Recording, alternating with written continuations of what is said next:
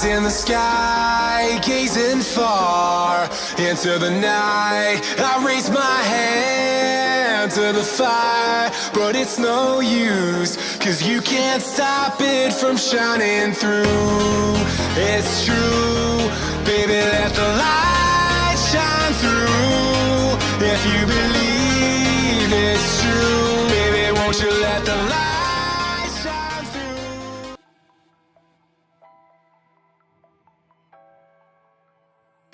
We are at Escape Salon and Spa. I'm getting ready to go see my eyebrow tech named Lisa. She's doing the eyebrow touch on my eyebrows. I'm so excited about it. I had my eyebrows microbladed for the first time about a month ago, so this is my first retouch. The next one won't be for about 6 months, and she agreed to let me film it so you guys can see what it's all about.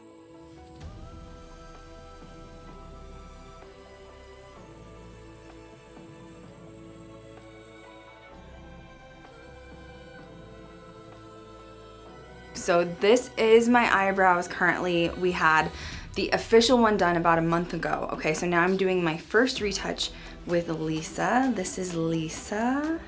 Hi. She's Welcome to Krystal's brow journey. Yes, she is my eyebrow tech. All right, well, I just wanted to explain a little bit about microblading. If you haven't already heard, a lot of videos out there watching it being done, but there's not a lot of discussion about the differences in the different techniques. So we started off years and years and 20-something years ago using more of a solid brow, which I consider like a Sharpie when working with brows. Now then we went to using a tattoo gun, doing hair strokes, and that's still out there and very popular at some degrees because it gives more of a powdered look for people who like a little heavier makeup style. And but I think of it as more of a crayon. But then we have microblading, which I consider more like a pencil.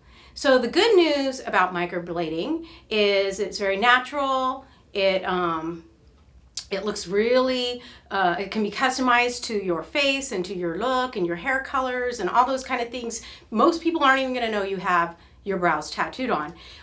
But the bad thing about microblading maybe is it's a little, because it's so delicate and natural, it has a higher maybe fading level, so you have to probably do your touch-ups more often. But the good news is those touch-ups provide opportunity to completely change your look.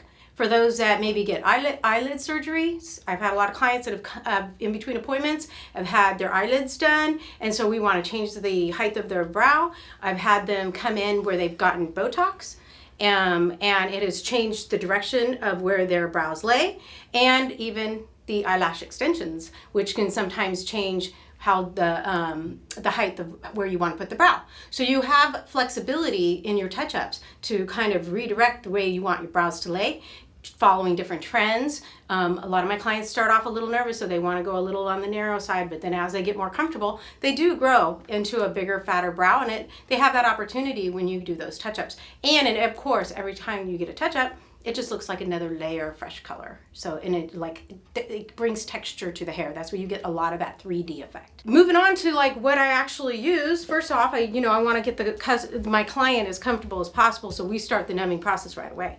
So, this is called green soap, used in tattoo a lot. Kind of we use it in the microblading and a lot of the tattooing process. So. It's kind of got the antiseptic properties in it, so we don't have like any bacterial problems, right? We don't want that. It's like Oscar the Grouch trash can. No. First thing I do is get this girl numbing. I like to do about a 20-minute initial numbing process. Now, I've had a lot of clients who said that they don't get that numbing when they go in to get microblading done because the idea is that they're gonna cut into the skin a little bit and then the numbing will go in deeper, which is totally true. That's why I do layers of numbing.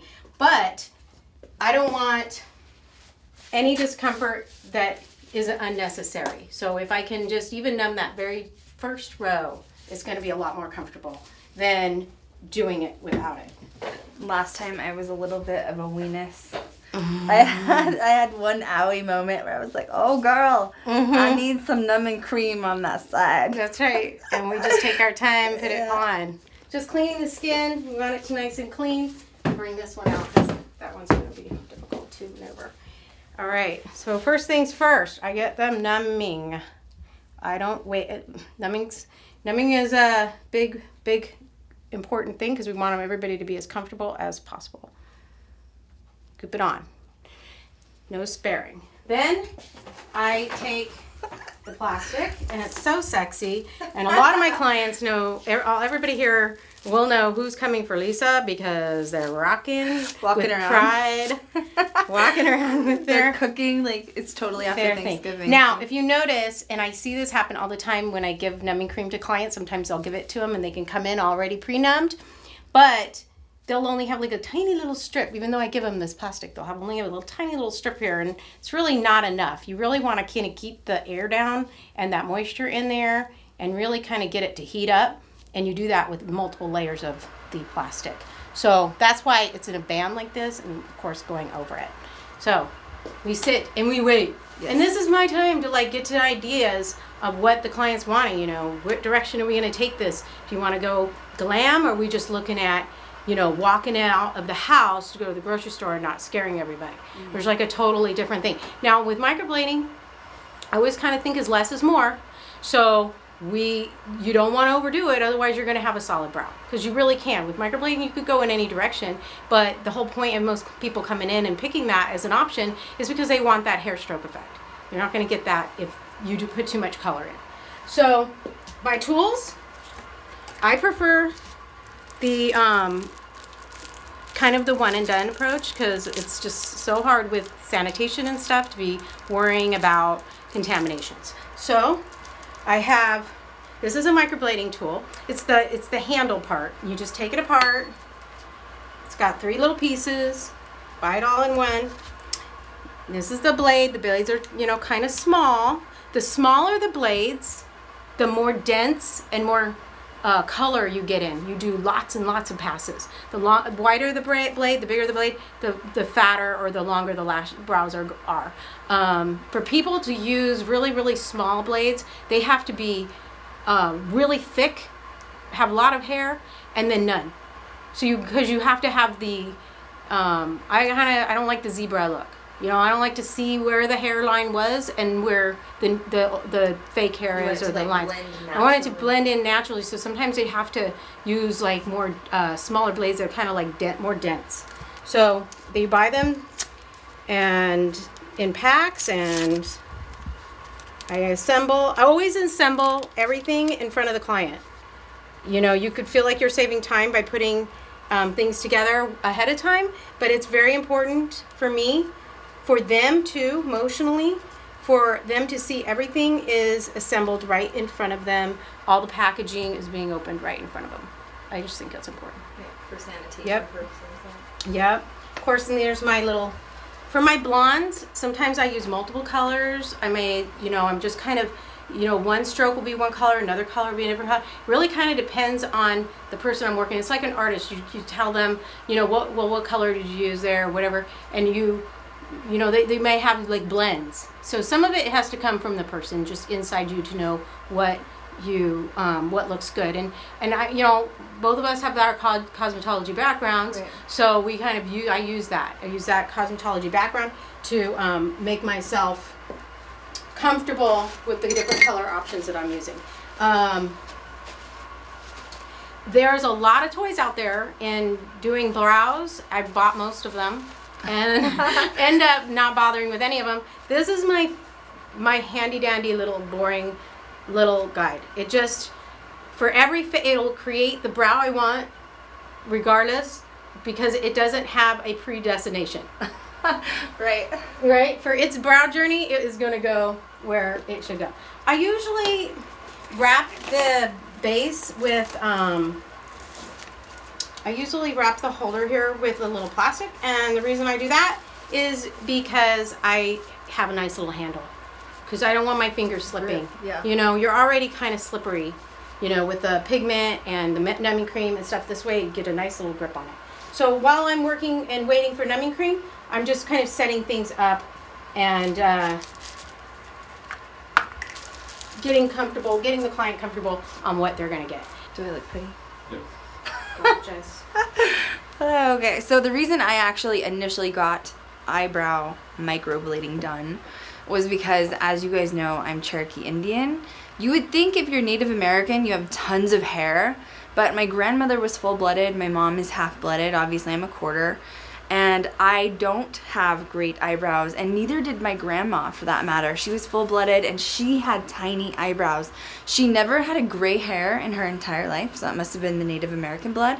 I do have dark hair. You can kind of see my roots coming in a little bit, but my whole family, all of the females in my family have tiny eyebrows, and I was just so used to filling them in constantly that I was like, you know what, we need to try this microblading thing. So, and I really, really fell in love with it.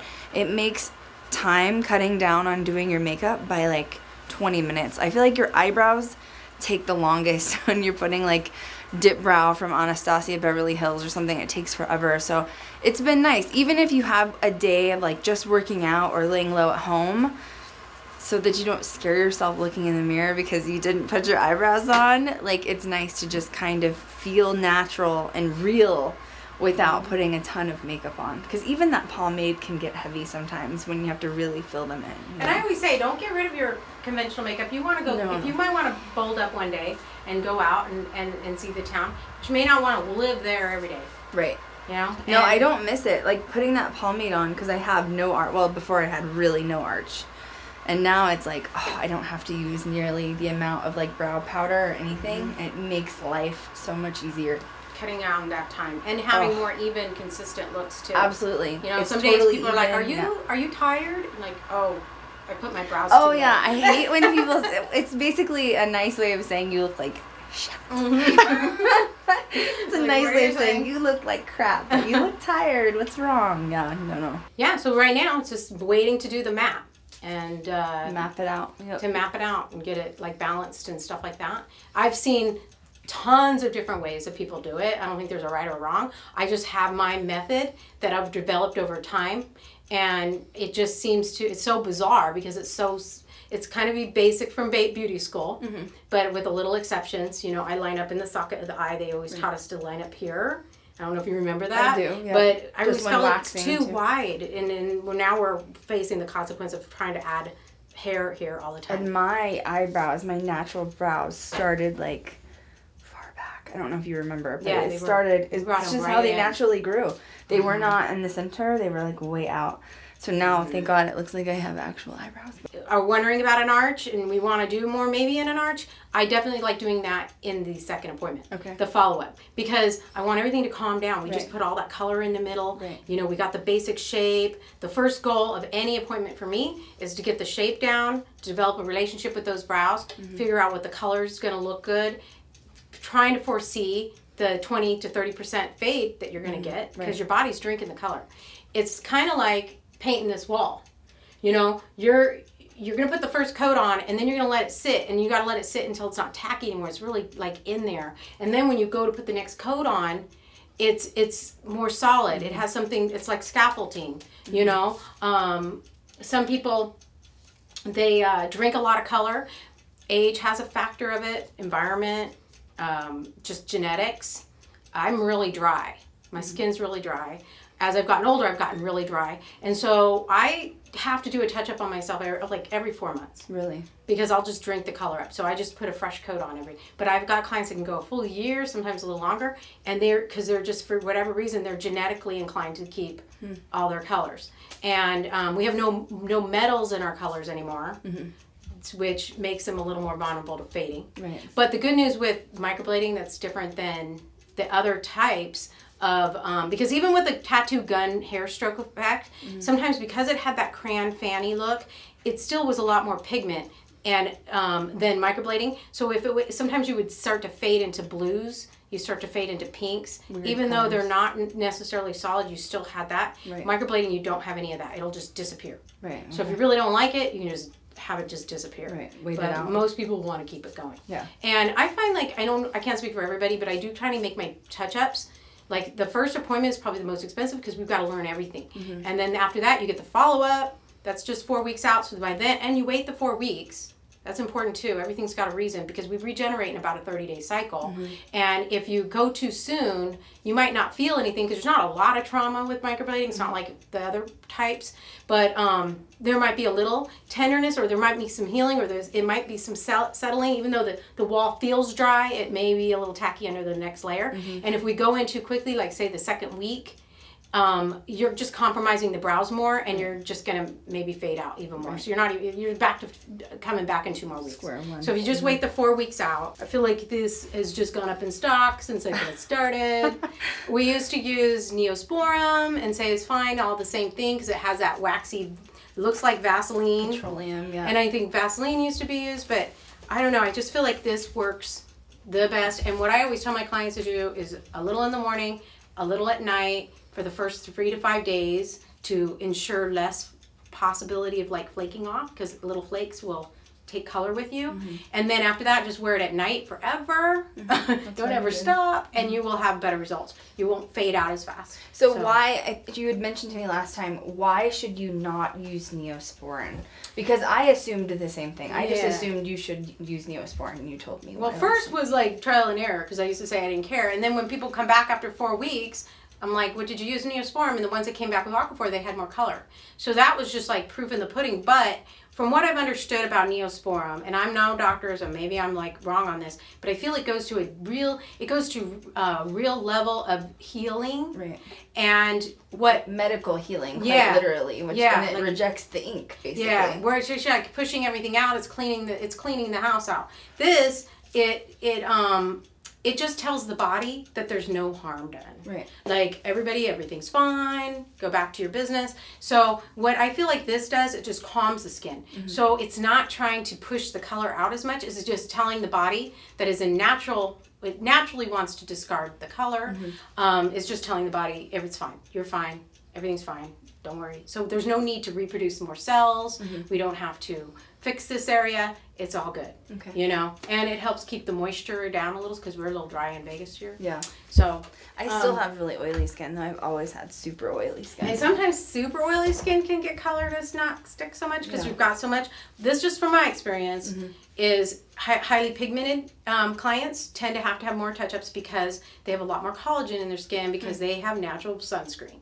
Right from birth. So they're usually not very wrinkled. Doesn't mean like if you have oily skin or highly pigmented people like African Americans or my Asian clientele or my Hispanic clientele, and it doesn't mean they can't have this and have it look beautiful on them. Right. They just may need to think I might be a candidate for a touch-up a little more often than other people. Right. Maybe every 4 to 6 months versus a year. Like, don't get your hopes up that you're going to have 18 months and not need a touch-up. Right. You know, I just want to be honest. You don't want to lose all your pigment and then you have to start over, basically, right? And I don't want my clients to come back here before they lose all their shape because we just did all that work. And so first application is just to get out and look good and start showing off your fun brows. You know you're going to lose some color, you know, and all that. But if the shape is still there, we're good to go. We just go and put on another layer, and then that reinforces and supports what we did before. You can feel it numb. You feeling it? Like you can't. No, your brows look really nice. Yeah, I've been babying them, like you said. Yeah, you're a good girl. I'm numb from like here up. It's weird because you can't feel your brow. Yeah, exactly. While I'm brushing on it. All right, so like I said, everybody has their way of measuring. You just got to get in a place where you just feel good about the way you do it. And this is just my go-to. Like it works. It's faithful to me. And I like to just do like a light little outline, knowing that I'm just going to be working in the middle layers, not working beyond the line. Just do the arches, which you'll see in a minute what I'm talking about.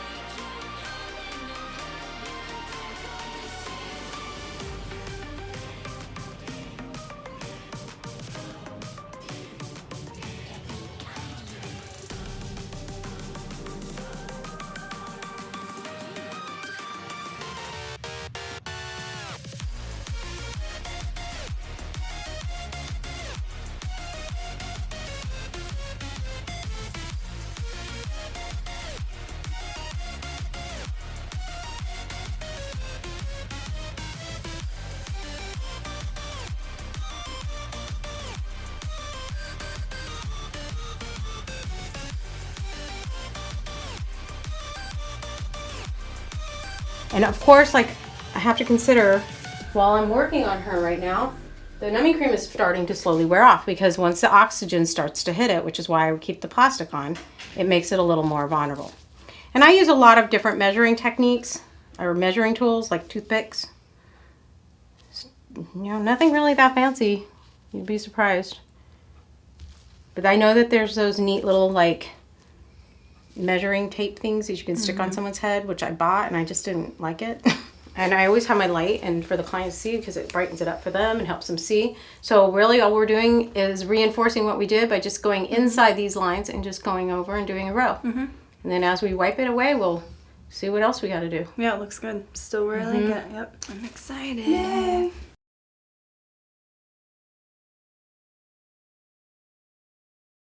Please don't do that. Like Lisa, the first time I saw her, she was like, I just want to tell you how much I appreciate that you're not on your phone. You're getting a tattoo and it's kind of permanent, so don't be on your phone when you're getting this. Like, I would never do that. Super appreciate it. Jeez. Yeah. I would be afraid to do that. So I just lay here and close my eyes and let her do her thing. Yeah. I mean, it's a sneak peek because you got important business going on at home or a kid you got to go and check on, but whenever you're working on somebody and they're constantly worrying about something on their phone, it makes me nervous. Like, that's what makes me nervous. Like, I feel like I have to rush. Oh my God, yeah. I feel like I have to hurry up and finish this because they got such important things to do that I'm in their way. And I don't mean it in a rude way, but it just, oh, I am starting. I think I was going to tell you that. I mixed up a couple colors on my ring because I was, you know, I get undecided sometimes when I start to see how the color lays into the skin. So I will just kind of be ready with some different shades to blend in different ways. And she felt that right there, didn't you? I felt that. You felt that. Twitch. And Not too bad. Not too bad. And sometimes there's a little bleeding. If you are younger and you've got a lot of circulation going on, which isn't really a bad thing, you might have a little. For whatever reason, I mean, you're cutting the skin, so I would assume there would be some sort of blood. Some people aren't, though, and I find that the fairer the skin, the more bleeding there is. The darker the skin, the less bleeding there is. Goes by pretty quickly on the first round. So I always also like to tell everybody like how many passes I think I'm going to do. I always do a full pass on a touch-up completely because you want to get a consistent color going all the way through. And then you can kind of decide what else you have to do, what, you know, is needed.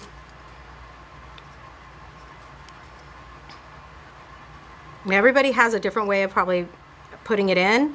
I always tend to stand over the client, not to intimidate anybody, but I feel like I need to move around a lot, so I never get myself too comfortable in a seat. And I like to work in different angles. So, and you're doing so well. Now, as I get closer to her nose, there's a tendency to want to sneeze. Not so much in the first, sometimes application of the first row, but as the area becomes more sensitive, those nerves start getting affected. You're almost there. She's doing so well. She's laying there like Sleeping Beauty.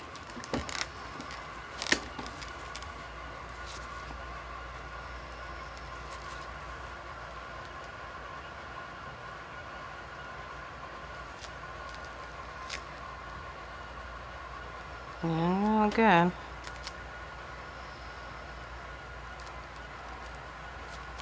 No need to sneeze yet?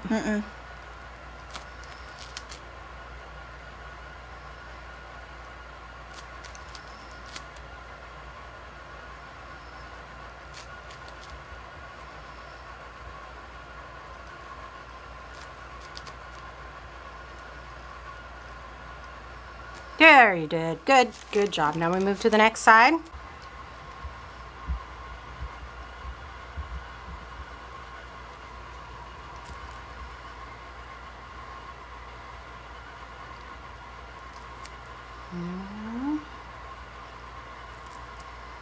How you feeling? I'm good. I'm good. So after this pass, I'm going to numb you again. Yay.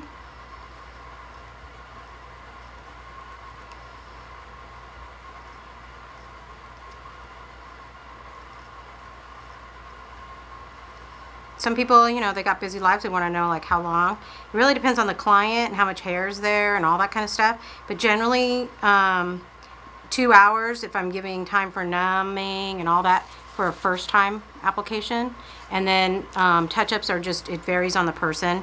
I've had them as quick as 30 minutes. I've had them as long as 2 hours, depending on how well their color takes and all the shaping that needs to be done and all that kind of stuff. So it's some good to know like on budgeting of time. So I do get questions on that.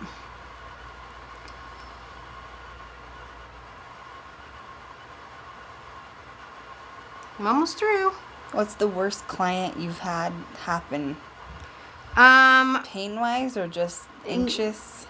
Most people become calm enough already, but to be honest, it's when they're living on their phone. Oh, God. Anytime you step back, the phone's in their face again. And it's like, you don't realize what a time killer it is in a service like this. Like, every few seconds that you have to wait for someone to finish a text message or check an email is time you're not working on the brow.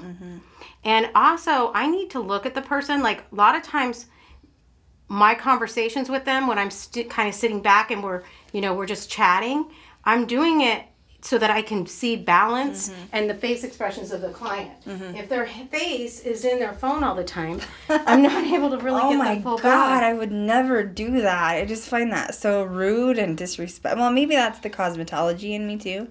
I didn't like that. When you're trying to give a haircut and when someone's on their phone, when their chin is in their chest the whole time, it's like I can't really see if this is straight or not, unless we're going for like an A-line bob, or something. But I don't know. It's probably I'm the same just from being in this industry too.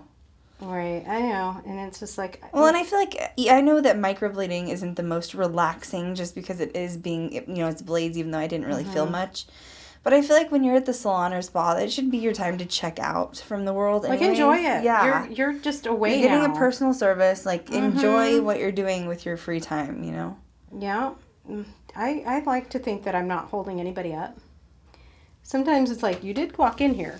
Right. Now, isn't that gorgeous? You want to get the view of that, but it's kind of cool. Like, she's got all her pigment here, and then that. But it's, so it always looks so drastic and dark if somebody is watching, or they have a friend with them or whatever. But when you wipe it away, you have to account the fact that the color is going into the skin, so it always lays a little lighter once you wipe it away. And the saturation is important. You have to saturate that with ink. When I've had tattoo artists in here, and they explain to me, like, when they're working, like, how they have to get that skin, they almost see a bubble effect. I don't know, I don't actually do real tattoos like the art tattoos. It's totally different skill. We use pigment, they use ink. Okay. Ink being a little smaller particle and it can spread. I've had clients that have come in because their brows are a little messed up and turning colors because they thought that they could go and get it done by a tattoo and do ink. And somebody thought they could do that too. So I've seen, like, when in the 90s when it was really in to do, like, the one line of, like, ink. Or, like, the real thin little line of that ink. thing. And see, it starts to take on here so that it has, like, that more natural look. So now putting this numbing cream on, you're probably feeling it burn a little bit. Just a little, yeah. It's a little sting. It's not bad, though. It's not, like, uncomfortable. And it's kind of like rinse and repeat. Rinse and repeat, Put the cream on, let it sit. Put the band on, get it warm. I try to turn off my annoying light because I need it, but the client doesn't. And so then the pressure. Now, there's a few things to know about when you're working with the skin. When you're working with the skin, it'll tell you when it's getting tired. And you do have some people who are very resistant to color. And if you just keep going over it and over it, you're just going to cause them to scab. And you're not going to do any good with them. So you have to kind of know the signs. Bleeding always can be a little bit of a problem, but I find like some people will just like have their little bleed like you just did, and then they're over it. It's like a little tantrum. It's a little face tantrum. We're just having a little tantrum. And I'm bad. And I'm okay. I guess I'm not going to get it my way, so I'm going to just go with it. And then they'll stop bleeding, and it will be fine. But if they were to continue to bleed, it can cause the pigment not to want to go in. So we kind of just let that part heal. Let's just heal, and then we hit it back on the touch-up. The other is... you get kind of like a glossy, almost looks like sweat. that comes up to the skin. And that's weird. It is weird. I really didn't know a lot about that, but it's the plasma in the skin, in the blood. It's part of the blood that creates scab and helps with healing. Okay. So we want it in some ways, you know, when we're healing our bodies, but we don't want it when we're trying to get pigment to go in there. Right. So it rejects it, basically. It rejects it. And so it's kind of like you're kind of buying time. You know, you have a window of time before your body starts to react to what is happening. So you can't take 6 hours to do this because you're going to continue to develop more defenses to prevent the color from going in. My hand being here gives me time as well because it's putting pressure, and that pressure is keeping the blood flow down and the swelling, because we don't want that. And we don't get a lot of swelling with microblading. It's not as traumatic as maybe even regular tattoo solid brows. But I've had clients that have had their brows tattooed solid that wake up with black and blue eyes. Ooh, I didn't get that. Mine was simple. It was red for like the first day, not even maybe a couple hours, and that was it. Yeah, and that's normal. Yeah, but like and that was with solid. You take care of it too, like you said, like with the Aquaphor, and you're not supposed to scrub them for like a week. Yeah, you shouldn't really ever exfoliate them. I have a theory that the reason these parts here will fade fairly quickly is because people wash their face so much in the center of their eyes. They're getting their makeup off.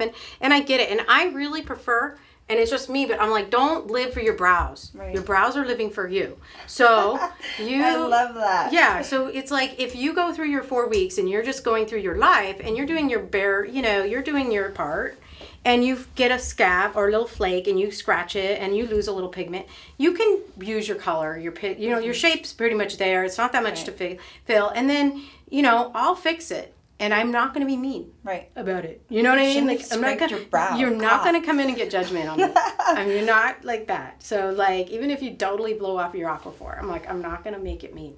No. So, I do think that has been what's held the pigment so well, though, was the Aquaphor. Especially for blondes. Because with the fair and the blondes, they tend to want to lose their color quick.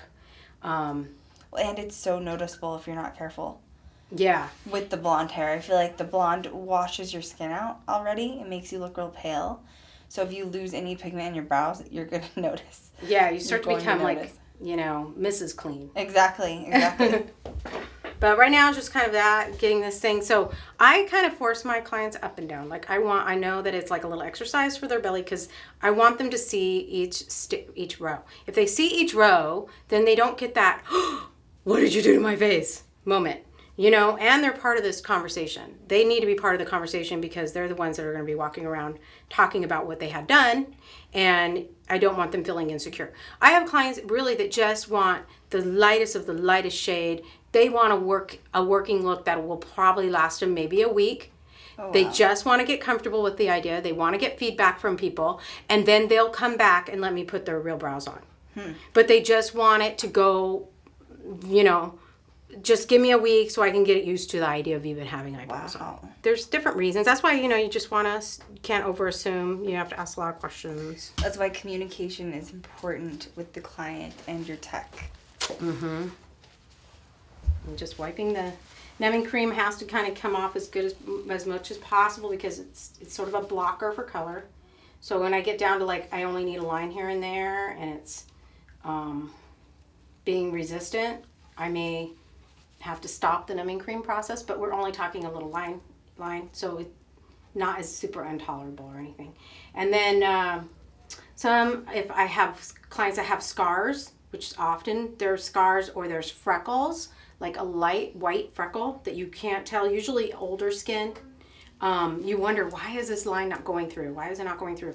And it's because there's something there that you can't even see. Maybe a piece of scar tissue area that is from an old scar or something. Chicken pox. A little bit more, yeah. I kind of like it a little fatter too. Yeah.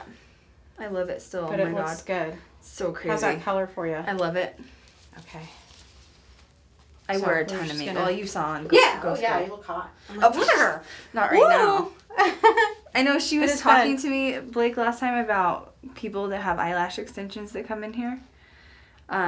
There was a point where I wanted to get eyelash extensions really bad. Somewhat discouraged, but encouraged. Yeah. Like the microneedling and all that, which is, the whole other side. I Increasing believe collagen. it increases the follicle to get fed, and it slowly, as long as the follicles are not completely dead, they can grow back. She's proof of it, and a few others too. And actually, I've even found in myself that I have a more hairline than I did when I first started. So that's a one good thing too. It's Just depends it on the doesn't person. it doesn't make it worse, is what I'm saying. Right. So some things just doesn't make no matter what you do, is not going to get better. It doesn't make it worse. So really, you're a candidate of probably maybe one more pass. Yeah, they look great. Just filling. And sometimes, like I said, I have to do more than others, depending. But I usually, my real rule is like, I try to get 2 solid passes and then get to the point where we're just doing patchwork, because we were fighting on time, right? We don't want your body to start rejecting what we're doing. Right. Okay, so right now, just kind of rebalance it, like almost go back to scratch and start to look again. You can go hold that for a second so you can see it yourself. So I'm thinking we were gonna put a few more Fill it strokes in in just a there, little, yeah. and just a few more in here, and then it just looks so kind of good. like fill. But you're good with the color? Yep, I love the color. People get freaked out about that. It's like I'm not sure, and they get really kind of like, and I've had them agitated or something. yeah, and then when after this, then I think, okay, they're never going to come back for their touch-up. Oh my god. Because they were freaking out about the sound, and which I don't hear. I just as try to much. sit and chill and not move. That's my biggest Yeah. goal, and let you do your thing. Not nearly as bad as the tattoo gun. No, That's you true. can't hear all this with the tattoo gun because you got that ring. Yeah. And but with the blade, you're feeling a little vibration, and it's somewhere like your ears are hearing it or something. And usually, for the person that's on the table, and other So than people, that, I mean, some people freak out. How often do clients? I had one. just Okay, one? so I really only had one, and she was just like, I don't know. Oh, the sound. It's just the sound. Oh my and, god, and I you got can't through, stop when you already I got have one that eyebrow on. through 2 layer. I go, just let me get 2. Just give me 2 full passes, and Yeah. she did. And then when she came back for her touch up, she was fine. Really? Like she just needed a moment. she just She needed a minute. Snickers. She needed a Snickers. You're not yourself when you're hungry. You're not yourself when you're blading. Oh my god. I don't think it's that bad, honestly. Oh, for anyone that's watching this, one of my favorite vloggers, whatever, her name is Kirby Tries. She's a producer for Pop Sugar. I love her. She had her eyebrows done too, and she says that there was pain and she could feel the cutting of the blade. To be honest, I can't. So I don't know if it's just me or what. I think everybody is, like I said, they're different and they're different levels, but that's why if I have to take a little longer and give somebody a little longer break, then that's what you do. You know what I mean? You just give them a little extra moment, let them get through it. And I mean, it's such a short little space that you're really causing discomfort. And like I said, you didn't have it either, but a lot of people get the sneezing out effect right here, and they'll start to sneeze. Has anyone ever sneezed in your face? Well, I kind of sneeze to the side. I'm anticipating it. It doesn't bother me. It doesn't make me, nervous. I'm not a germphobe. I'm a, no, you don't, But the eyeliner, like, I'm not a big thing on I don't do the eyeliner. I don't know. It sounds painful. It's so close to your eyeball. I can't. I'm scared of it. I'm so scared of it. I don't want the call. That, and honestly, I like colored eyeliner sometimes. Like, I change it up. So you want to make this layer is more your texture layer. It's just kind of like to add another little level of dimension. Now, if I could have people come in and they're hairy and messy, then I pluck them in between this. I'll just, while they're numbing or whatever, I'll just clean them up. She's gonna lose, even with the touch up, she's still gonna lose about the 20% of this. It just keeps going in as layers. So we want to give it a shelf life. Second pass can be a little bitey even with the numbing cream because it's still working its journey down into the layers. And then on the third, if you have anything, it's less and less. It just kind of gets less and less until I get to a point if I can't numb anymore, like I'm just going to let it go. By about 15 minutes of working on a brow without any numbing cream, you're back to where you almost don't have any on there. Grabs you. No. And I like the filling in underneath a little bit more. We needed that. Mm-hmm.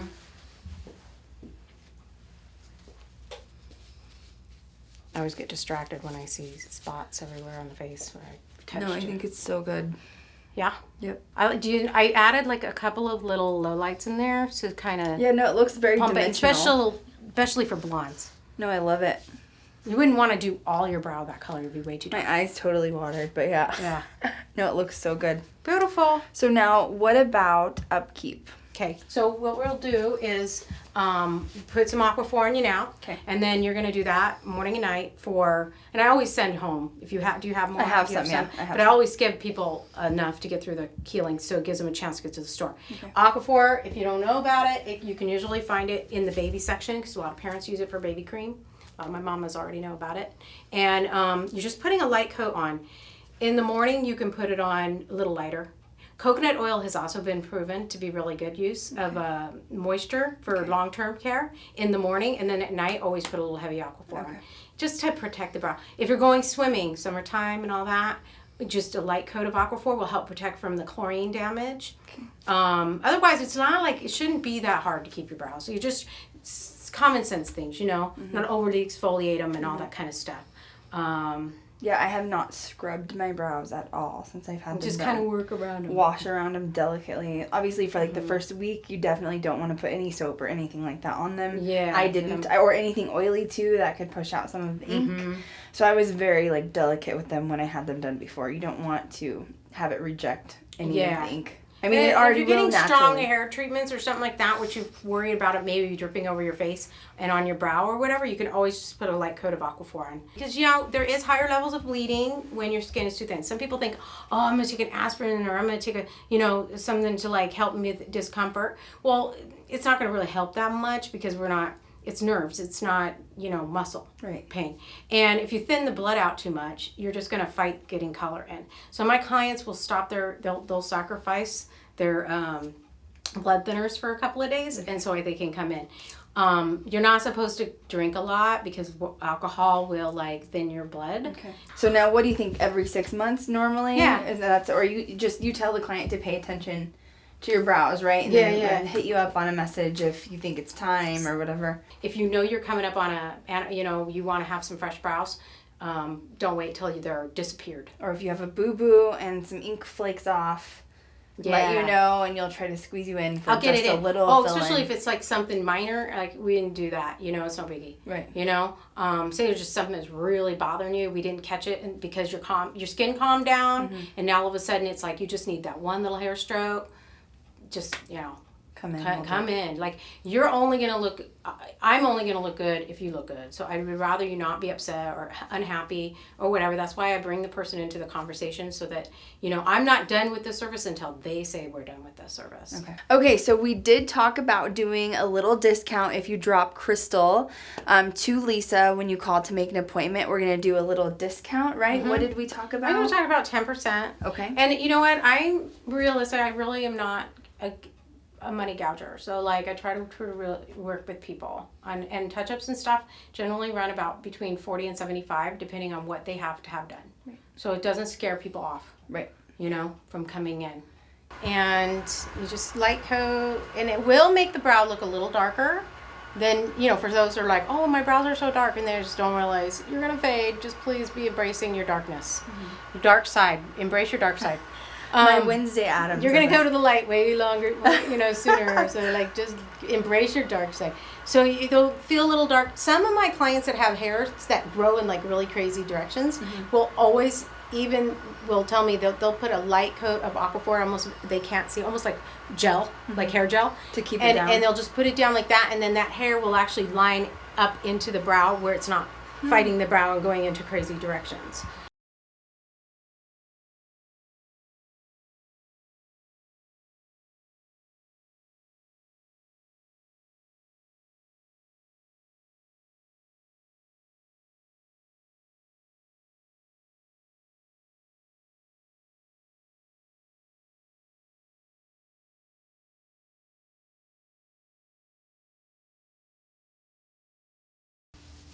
Hey guys, what is up? And I am here to give my follow-up review on getting my second microblading session done with Lisa. She is so awesome. She did such a good job the first time, and obviously even for my fill-in, she did amazing. This hasn't been quite a full week yet how they've healed, but this is my makeup on. I don't have falsies on, no false lashes.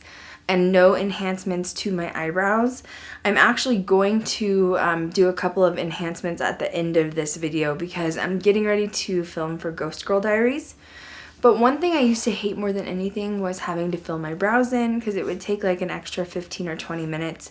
I have the smallest natural brows, like my whole family, all the women in my family do. And I was really just looking for a way to like skip over that part a majority of the time other than when I'm filming. So this is what my eyebrows will look like basically every day. And I love it because they come in. My natural brows actually start kind of far out, and they've always been that way. My moms are that way, my grandmothers were that way, my aunts were that way. So it's like a gene hereditary thing in my family, the way our eyebrows grow in. I was really nervous about microblading at first, so I kind of wanted to go over a couple of questions that I think are really big and important and what people usually ask when they are considering doing microblading. The first question everyone usually has is, does it hurt? And can you feel the blades, or what does it feel like? Just like Lisa said, I feel like everyone has a different pain tolerance. For me, the second time around, I didn't feel it at all. The first time I had them microbladed, one of the second passes, like Lisa explains, there's a first pass, second pass, sometimes a third pass, but very rarely, meaning she passes over them fully 1, 2, 3 times. On my second pass during my first session, I had an episode on this eyebrow where it just hurt really bad and I was like, ow. So the biggest thing you have to explain is, please put some more numbing cream on. Like, I don't think I can endure it. And honestly, it was literally one cut that I did feel that I couldn't endure. And Lisa's so great, like she stopped immediately and put some more numbing cream on and didn't continue because she didn't want me to hurt. A lot of people are like, oh, you're gonna feel the cuts. I didn't feel the cuts. Apparently, when I was having this filmed, my camera tech did say that he could hear the blades actually cutting my skin through the microphone. It's not like they go in super deep. It's not like even like a real tattoo gun is like puncturing your skin. This is just little slits so that they can fill it in with ink and make it look like actual, like, you know, feathered brows. Did it hurt? Not for me. I did have one cut that hurt last time and she took care of it immediately. The first time that I had my eyebrows microbladed, I did not bleed once. Apparently I had one episode this time where I bled. Make sure that they map them out the way that Lisa did. Make sure you have the last okay on it. If you are in pain or you don't like something or you want something changed, be verbal. It is your face. Like, it is your session that you're paying for. So the biggest thing is just communicate and be verbal. That's one thing about Lisa. She's so great about just talking to you about it. You know, like, she wants you to be a part of the communication part. Some people say that it's not painless. Make sure that they're leaving the numbing cream on long enough, like a good 20 minutes. Hopefully, if it's a good technician, they will put the numbing cream in between each layer of microblade. But Lisa said some people will not be comfortable doing it. I guess if you have tattoos or you've ever had a tattoo, you'll probably be able to tolerate it more than anyone else. I actually don't have a single tattoo and I went in and I was totally fine with it, if that says anything. And usually I'm a pretty big wuss, like, when it comes to things like this, but I actually was fine. I've heard a lot of people say that it feels like tiny paper cuts, but I feel like that's being a little bit dramatic. I don't even think it's like that. I feel like it's like if someone were drawing really hard with like a sharp pencil on your hand, like, we're not quite where it would puncture the skin, but where you just feel it like going over your hand over and over again. Some people say that when the numbing cream wears off, it's itchy and sore and like flaky and you want to itch your brows. I don't have that experience. I was in fact so numb that like I couldn't feel my upper like eyelid. So I didn't want to drive home. Like, I didn't feel like it was safe for me to drive because I couldn't even open my eyes. She's so great. She overly numbs you. And I feel like you need that for this session because it is close to your eyes and on your skin. So just ask your technician to numb you some more if you're really in pain. Your eyebrows will be red, your skin will be red, but it'll go away. Like, mine usually lasts for the first day and that's about it. So don't wear any makeup. Don't put any makeup on. Like, this will be the first day I've had any makeup really close to my eyebrows. When I add some of my Anastasia Beverly Hills Dip Brow that I'm going to put some on, that'll be the first time I've used it. And it's kind of basically all of the flakiness has come off after that many days. So don't do anything to like disrupt the process of the tattoo actually taking in your eyebrows. Process takes like Lisa said anywhere between 30 minutes to 2 hours, depending on what your specific face needs. You cannot really scrub your face or wash your face for like a week afterwards. So of course I still wash my face, but I'm really delicate with my eyebrows. Like, you're not supposed to get them in the water for like a week. It's basically like having a typical tattoo. The more you take care of them and baby them, the better outcome they will have when they actually heal, right? Don't pick your brows. Like, there's gonna be a point they start to flake, like, or like kind of almost scale off. Don't pick at them, because if you do, that will like peel some of the ink out. So it's just like a typical tattoo. Treat it like a tattoo. Be very gentle with it. The less water, the more maintenance, the longer longevity you'll have with the outcome of your brows. Do not ever, like, if you accidentally get water on your brows, pat them dry like very quickly and try to air dry it more than anything. Don't make a habit of it, because that's what's going to cause you to get like that ink fall out. While you're there, just go ahead and make your second follow-up appointment. You will need a follow-up appointment between 4 to 6 weeks. This is after your brows have completely healed, and this is like the brow tech goes in, which is what you guys got to experience me with Lisa, and she'll go in and fill in any places where you'll lose like 20 to 30% of the ink from the first go around, and you will lose another 20 to 30% of ink again when she goes back over it. Don't miss your brow appointment for your follow-up. You do not want like little holes or anything like not coming through, like so your brows look funny.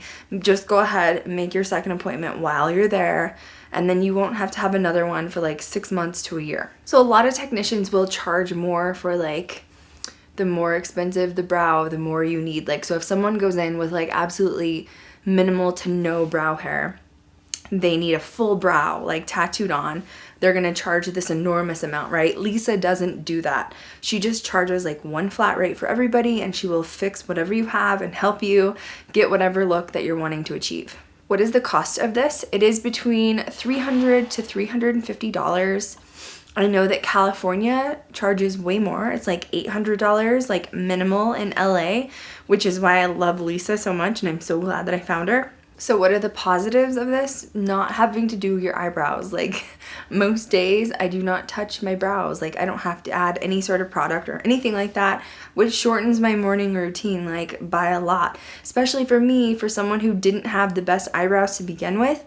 They were super little and they started way far back. And, you know, Lisa, one thing, you know, she's a different kind of tech. A lot of techs will go ahead and add arches. She will if you absolutely want one. But I actually said, you know what, I don't want a big arch, because if I'm having a day where I'm dressed down and I don't need a big arch, I don't want to have like big arched eyebrows and I'm not going anywhere fancy or have anything to do. So like when I'm going to film for Ghost Girl, I'm going to add in a little bit of an arch, which you guys will watch me do. But that is for my own like purposes. Like sometimes I use it for filming and sometimes I don't. So it's up to you. But Lisa likes to make you have more of a natural look, which I appreciate personally. So now my morning routine, or if I start to film, even if I'm doing my brows, it's literally minimal time, like short amount of time. So the one thing you have to research is your technician should be some sort of registered with the Department of Health. So Lisa she is a cosmetologist. She actually started out as a cosmetologist, but then she had to go get this extra like almost tattooing license to be able to tattoo in a spa or salon like where she is. And Nevada and Las Vegas are like really hardcore about their spa and like licensed technicians. They do not like mess around with people not having the appropriate licenses. They don't want people to get infections, or like you don't want to have like a staph infection on your face. So as Lisa pointed out to you guys, she likes to do the sanitary sterilization right in front of you so that you can see everything you're getting is fresh and new. She has her certifications on the wall, and she's been to school for it, and she stays up to date on all of the trends and fads that go with, you know, the process of microblading. So even if you don't get to come to Vegas for Lisa to get your eyebrows done, which you should because she is amazing and it's not paying like $1,000 in LA, make sure your technician is actually certified with like the health department. The training that I know Lisa had to go through is she actually had to get hours in like a tattoo artist of like doing microblading and using ink think and using the process.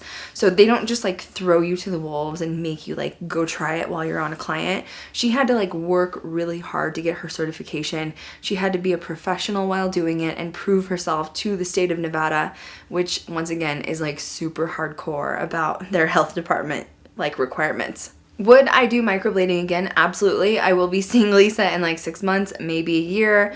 Basically, it's really up to you. You have to watch your own brows, see how they look. Whenever you need a touch up at the 6-month or the 12-month mark, you make an appointment with Lisa, you go in and see her, and that's it. Absolutely, like I would never change it. You know, it's not the most comfortable thing to sit there for 2 hours and have like your face half numb, but to look like you are normal and have like normal brows, it is like a godsend to me. Like I love Lisa, like I don't know what I would do without her. I've always had issues with eyebrows. I've hated my eyebrows like my whole life, and this is the first time I haven't had to like hide, you know, behind makeup with my brows. Like they're able to just like wake up, that's the way you look, and you're ready to go. Remember, if you do decide to come see Lisa, I will link her contact info all over the place for you guys. And she said that she'll give you guys a 10% discount if you give her my name, Krystal Leandra, not Ghost Girl, and Krystal Leandra, and she will give you a 10% discount if you tell her that I referred you guys. I do not get any percentage from her, so don't think like I'm making money off of this. I'm not. She's just doing me a favor for you guys that if you want to come see her, she'll give you a discount, which I think is really, really cool. So I'm going to go ahead and fill my brows in a little bit to show you guys basically my little low maintenance key that I do when I'm getting ready to film for Ghost Girl.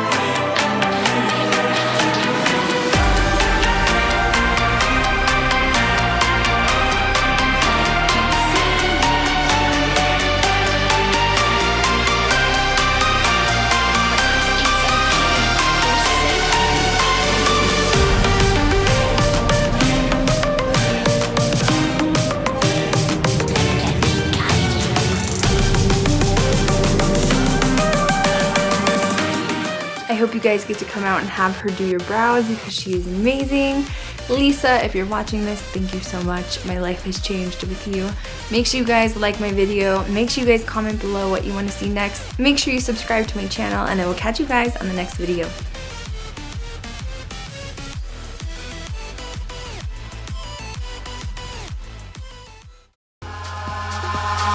Eyes in the sky, gazing far into the night. I raise my hand to the fire, but it's no use, 'cause you can't stop it from shining through. It's true, baby, let the light shine through. If you believe it's true, baby, won't you let the light